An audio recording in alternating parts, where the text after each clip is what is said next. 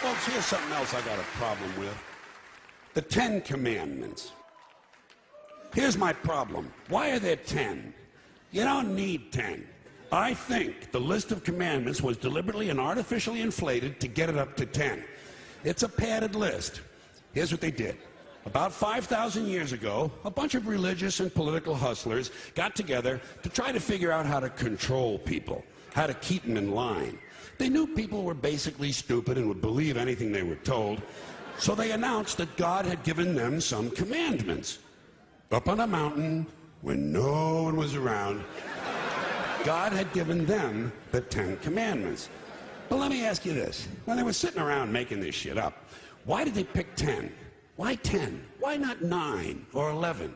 I'll tell you why. Because 10 sounds official. 10 sounds important.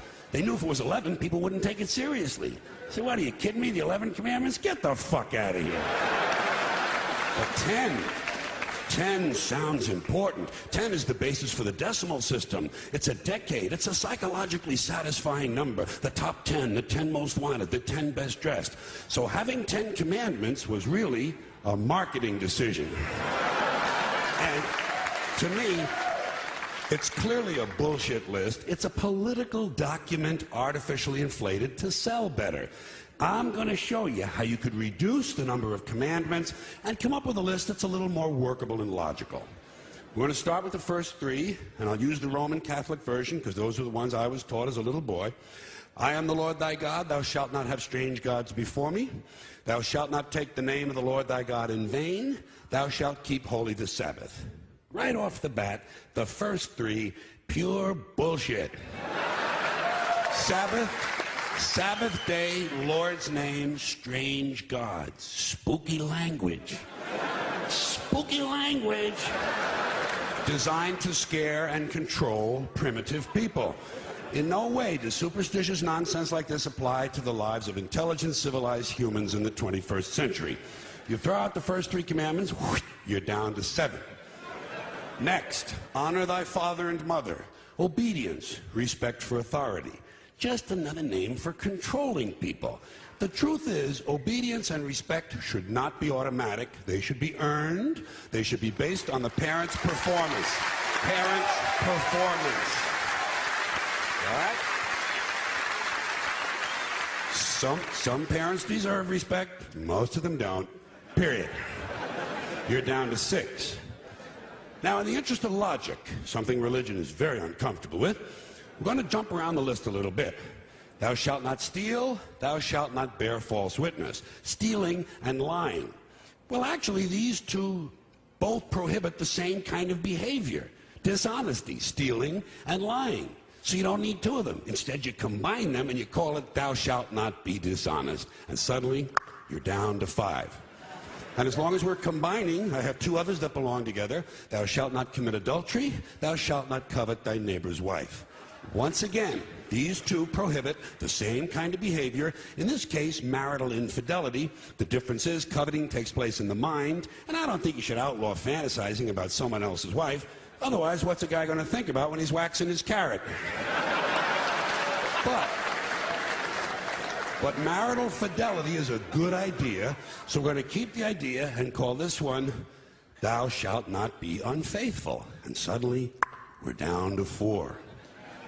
But when you think about it, honesty and fidelity are really part of the same overall value. So in truth, you could combine the 2 honesty commandments with the 2 fidelity commandments and give them simpler language, positive language instead of negative, and call the whole thing, thou shalt always be honest and faithful, and we're down to 3.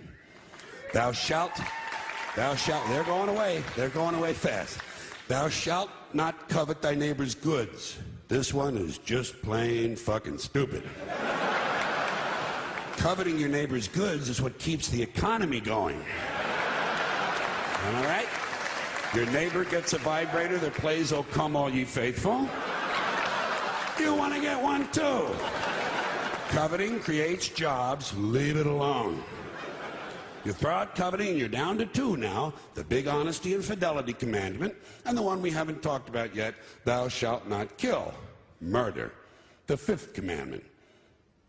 But when you think about it, When you think about it, religion has never really had a big problem with murder. Not really. More people have been killed in the name of God than for any other reason. All you have to do... Sure.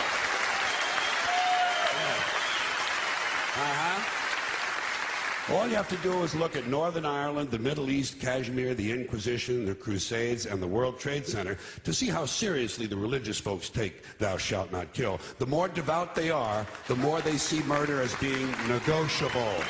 It's negotiable. You know? It depends. It depends. It depends on who's doing the killing and who's getting killed. So, with all of this in mind, I leave you with my revised list of the 2 commandments. Thou shalt always be honest and faithful to the provider of thy nookie. And thou shalt try real hard not to kill anyone, unless, of course, they pray to a different invisible man from the one you pray to. 2 is all you need. Moses could have carried him down the hill in his fucking pocket. And if they had a list like that, I wouldn't mind those folks in Alabama putting it up on the courthouse wall. As long as they included one additional commandment, thou shalt keep thy religion to thyself.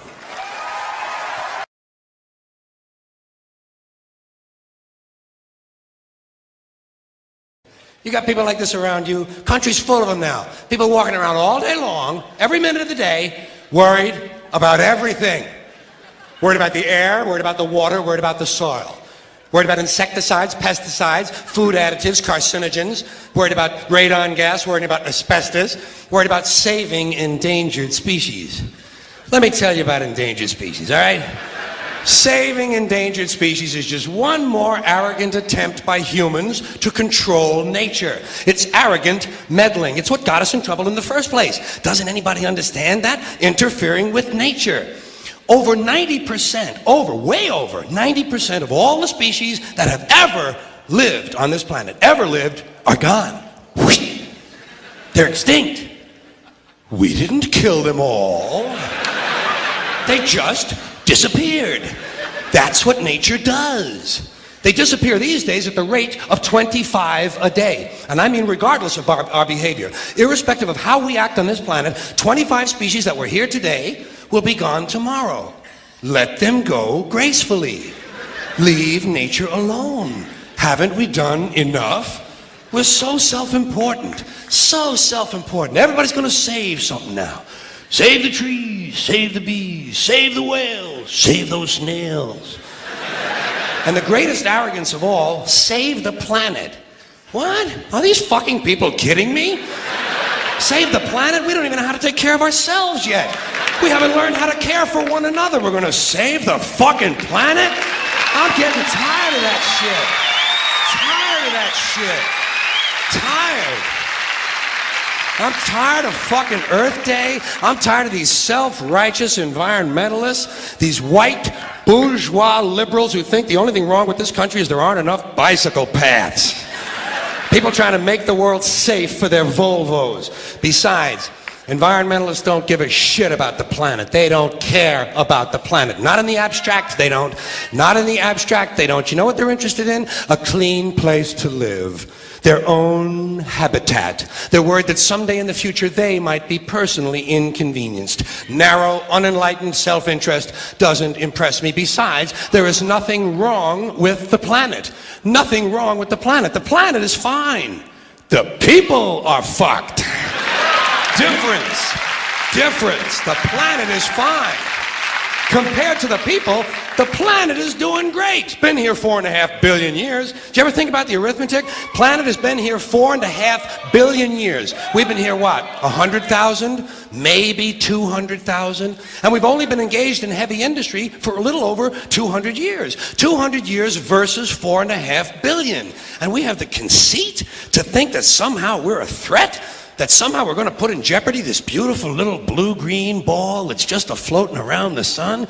The planet has been through a lot worse than us. Been through all kinds of things worse than us. Been through earthquakes, volcanoes, plate tectonics, continental drift, solar flares, sunspots, magnetic storms, the magnetic reversal of the poles, hundreds of thousands of years of bombardment by comets and asteroids and meteors, worldwide floods, tidal waves, worldwide fires, erosion, cosmic rays, recurring ice ages, and we think some plastic bags and some aluminum cans are going to make a difference? The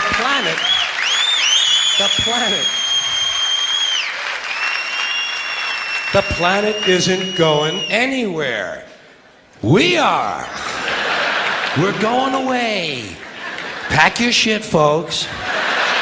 We're going away. And we won't leave much of a trace either. Thank God for that. Maybe a little styrofoam. Maybe. Little styrofoam. Planet will be here and we'll be long gone. Just another failed mutation. Just another closed-end biological mistake. An evolutionary cul-de-sac. The planet will shake us off like a bad case of fleas. A surface nuisance. You want to know how the planet's doing? Ask those people at Pompeii who are frozen into position from volcanic ash how the planet's doing. Want to know if the planet's all right? Ask those people in Mexico City or Armenia or 100 other places buried under thousands of tons of earthquake rubble if they feel like a threat to the planet this week. How about those people in Kilauea, Hawaii who build their homes right next to an active volcano and then wonder why they have lava in the living room? The planet will be here for a long, long, long time after we're gone, and it will heal itself, it will cleanse itself, because that's what it does. It's a self-correcting system. The air and the water will recover, the earth will be renewed, and if it's true that plastic is not degradable, well, the planet will simply incorporate plastic into a new paradigm, the earth plus plastic. The earth doesn't share our prejudice towards plastic. Plastic came out of the earth. The earth probably sees plastic as just another one of its children. Could be the only reason the earth allowed us to be spawned from it in the first place. It wanted plastic for itself. Didn't know how to make it. Needed us. Could be the answer to our age-old philosophical question, why are we here? Plastic. Assholes. So, the plastic is here, our job is done, we can be phased out now, and I think that's really started already, don't you? I mean, to be fair, the planet probably sees us as a mild threat, something to be dealt with, and I'm sure the planet will defend itself in the manner of a large organism, like a beehive or an ant colony can muster a defense. I'm sure the planet will think of something. What would you do if you were the planet trying to defend against this pesky, troublesome species? Let's see, what might, viruses. Viruses might be good. They seem vulnerable to viruses. And viruses are tricky, always mutating and forming new strains whenever a vaccine is developed. Perhaps this first virus could be one that compromises the immune system of these creatures. Perhaps a human immunodeficiency virus, making them vulnerable to all sorts of other diseases and infections that might come along. And maybe it could be spread sexually, making them a little reluctant to engage in the act of reproduction. Well, that's a poetic note. And it's a start. And I can dream, can't I? See, I don't worry about the little things. Bees, trees, whales, snails. I think we're part of a greater wisdom than we will ever understand. A higher order. Call it what you want. Know what I call it? The big electron. The big electron. Whoa. Whoa. Whoa. It doesn't punish. It doesn't reward. It doesn't judge at all. It just is. And so are we. For a little while. Thanks for being here with me for a little while tonight. Thank you. Thank you very much.